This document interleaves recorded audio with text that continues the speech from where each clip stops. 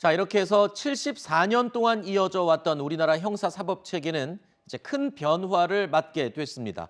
지난 토요일 국회에서 검찰청법이 통과되는 데 걸린 시간은 단 6분이었습니다. 그리고 오늘 오전에 형사소송법이 국회 본회의를 통과하는 데는 3분 정도가 걸렸습니다. 자, 지난달 안건조정위부터 오늘까지 법안이 통과되는 데 걸린 시간들을 따져봤더니 모두 총 34분 정도가 걸렸습니다. 자, 상징적인 부분이지만 이 34분 만에 74년 형사법 체계가 바뀌게 된 거다라고 볼 수 있겠습니다. 충분한 논의가 이루어지지 못한 점이 아쉽다고 아까 평론가께서도 말씀을 해주셨는데 바로 이 부분이 지금 우려하는 부분이죠.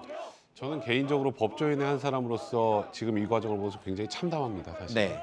74년 동안 가지고 있었던 우리 형사사법 체계를 지금 바꾸는데 소요된 시간은 몇 분 걸리지 않았죠.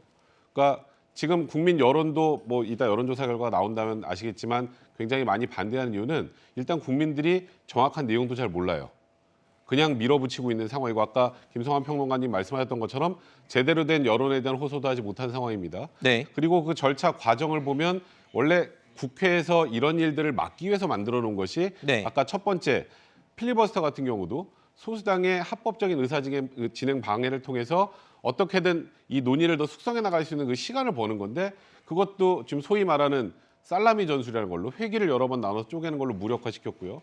안건조정위에서 이렇게 심도 있는 논의가 필요한 법안은 90일 정도 더 숙고할 수 있도록 네. 그래서 아무리 당의 그 일당의 숫자가 많아도 일당의 3석, 나머지 3석을 주고 그래서 4석 이상 돼야 되는 건데 네. 소위 위장 탈당이라고 해서 민영배 의원 탈당해서 그 자리 채웠죠. 그렇죠.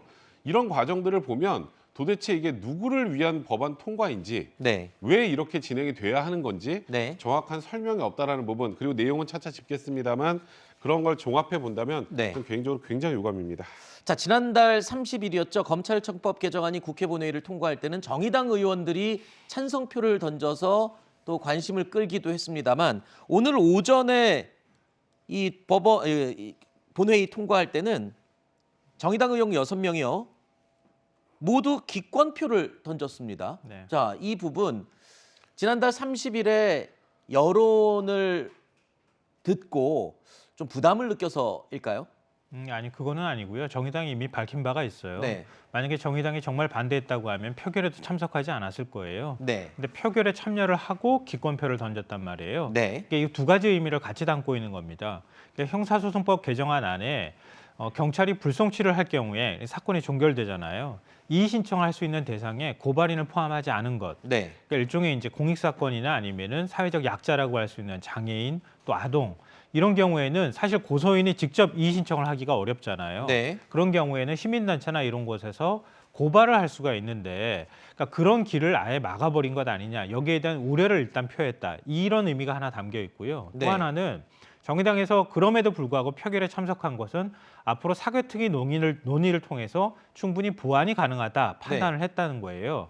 그러니까 지난번 검찰청법 개정안에 대해서는 표결까지 참석해서 찬성표를 던졌는데 이번에는 그런 우려를 표현하는 측면에서 네. 표결은 참석하지만 기권을 한 것이다. 이런 두 가지 의미를 다 같이 담았다. 이렇게 정의당 쪽에서 설명하고 있습니다. 네. 그럼 양양자 의원의 경우는 어떨까요? 무소속 양양자 의원은 지난 1차 입법 때는 검수완박 강행에 반대한다는 자신의 소신대로 기권표를 던졌는데 오늘은 아예 참여를 하지 않았습니다. 네. 투표 일단 자체에. 표결 자체에 참여를 하지 않았고요. 그냥 양양자 의원은 그냥 본인의 소신대로 한 행동이라고 판단이 되고 아까 제가 조금만 더 설명을 추가해드리면 지금 고발인의 이의 제기를 삭제한 부분 가지고 논란이 많이 되고 있는데 이런 거예요. 예를 들어서 그러니까 우리가 생각하면 이렇습니다. 아니 고소인이 있고 피해자가 있으면 이들이 이의 제기하면 검찰에서 이걸 보완 수사를 지시를 요구를 할 수 있는데 도대체 뭐가 문제냐 하지만 피해자가 없는 범죄들이 있습니다. 네. 예를 들어서 부패 범죄, 뇌물 범죄 같은 경우는 뇌물 준 사람 받은 사람이 있어요. 네. 여기에 피해자가 있습니까?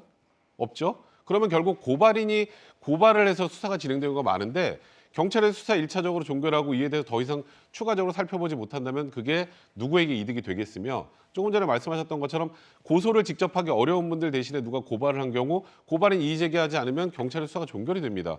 이건 말 그대로 경찰에 사실상 수사 종결권을 주는 것이기 때문에 이런 사건들 관련해서는 물론 경찰의 수사 능력이 부족하다는 뜻이 아니라 더 살펴볼 기회를 박탈하는 것 이 자체가 굉장히 큰 문제가 있다는 겁니다. 근데 네. 말씀하셨던 거에 조금 더 보완하면요. 이제 이런 겁니다. 말씀하셨던 그 우려를 충분히 반영했다고 생각하는데 정의당이 이제 그런 우려를 반영해서 네. 표결을 했다는 말씀 드리는 거고요. 근데 이제 우리가 이의 신청을 하는 대상에 고발인이 들어가 버리면은 고발인은 사건 당사자가 아니잖아요. 예를 들어서 시민단체나 다른 사람이 고발을 하는 거예요. 그러면은 사건이 불송치 결정이 났는데도 불구하고 다 검찰로 넘어가 버리는 겁니다. 자동으로 넘어가 버리니까 그러니까 무분별하게 사건이 검찰로 다 넘어갈 가능성 그런 부작용도 우려된다고 하는 측면이 있다는 거예요. 네. 그러니까 부작용을 우려하는 것과 또 현실적으로 지금 뭐 말씀하셨던 것처럼 약자라든가 아니면은 공익 사건에 있어서 사건이 그냥 경찰 단계에서 종결되는 네. 이런 우려도 같이 있기 때문에 두 가지를 그럼 어떻게 절충할 것이냐 네. 이런 문제가 숙제로 남아 있었다고 볼 수 있습니다. 그래서 정의당에서 사개특위 논의 과정을 통해서 보완하자 이런 얘기를 했다는 말씀을 드리는 겁니다. 자, 지금 그 부분입니다. 지금 일찌감치 검수완박에 반대 의사를 발표했던 시민단체죠. 참여연대도 어제 다시 한번 입장문을 냈거든요. 자, 검수완박법에 방금 말씀하신 고발인의 이의 신청권을 삭제한 조항을 즉각 폐기해야 한다. 방금 말씀하신 그 내용입니다. 그러니까 아동이나 장애인 또는 이 내부 고발자라고 해서 본인이 직접 나서지 못하는 경우에 고발인이 적극적으로 이 사건을 고발해야 되는데 그 고발인의 이의 신청 자체를 못하게 된다면 사회적 약자들은 더 이상 뭐 억울하다라고 어필을 할 수가 없게 되는 게 아니냐. 근데 이런 법안이 왜 삭제가 된 건가요? 이건 당연히 있어야 되는 부분 아닌가요? 조금 전에 김성환 평론가님 말씀하셨던 것처럼 이 삭제 취지는 보통 고발 사건들 중에 시민단체가 무분별하게 고발한 사건들이 계속 이의 신청을 해서 문제가 된다. 이런 부분들이 반영이 된 것 같은데 제가 아까 조금 전에 말씀하셨죠. 이게 정의당도 이에 대해서 어쨌건 암묵적으로 동일한 건 사개특위를 통해서 이런 문제점을 해소하겠다라는 취지라고 말씀하셨는데 그걸 왜 사개특위에서 해소를 합니까? 지금 법안 처리하는 단계에서 정리를 해야지. 네. 이에 대한 논의조차 제대로 하지 않고 일단 빨리 통과. 이게 나왔기 때문에 저는 개인적으로 문제라고 생각이 아하. 들고 그리고 아까 제가 잠깐 언급드렸습니다만 지금 소위 말해 성남 FC 사건 경찰에서 압수수색하지 않았습니까? 네네. 그게 딱 이 케이스입니다. 알겠습니다. 그 부분은 잠시 후에 나오기 때문에 저희가 그때 더 이야기를 해보도록 하고요. 바로 이런 부분들입니다. 그러니까 이런 문제점들이 도출되지 않도록 충분한 설득과 논의가 있었어야 되는 게 아니냐는 그런 아쉬움이 남는 대목인데요.